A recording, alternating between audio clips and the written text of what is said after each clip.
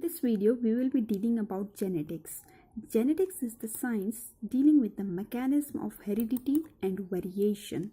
Okay, if we talk about heredity, heredity is the transmission of characters from one generation to the next. It may be either through sexual reproduction or by asexual reproduction. Okay, and heredity is the cause of similarities between individuals. That is why we can resemble brother and sister with their parents. Okay, and what is variation? With the variation is the causes of difference between individuals, and it is the variation that brother and sister, being instead of showing resemblance with each other, are still unique individuals. Okay, and even we can recognize the difference between the identical twins. Okay, and heredity and variation play an important role in the formation of new species, that is speciation process. Okay, and if we talk about the classical geneticist, the pioneer of classical geneticist is Mendel, and Mendel experimented with Physum sativum, that is pea plant.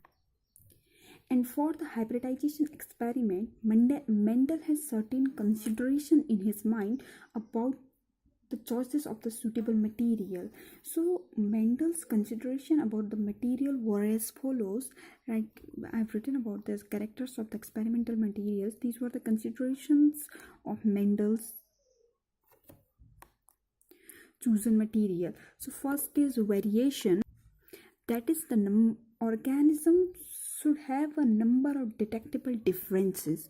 Okay, then reproduction, the chosen organism should be sexually reproducing, because then the offspring can receive different character both from the male and the female parent. And third is the controlled mating.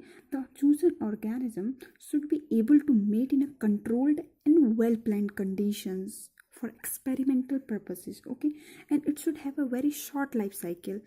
The life cycle of the chosen organism should be very short. And fifth is the large number of offsprings. The organism should be able to produce a large number of offsprings. Okay, and last is the organism should be convenient in handling. Okay, the organism should be so we can be able to raise and maintain the organism conveniently and inexpensively in the laboratory.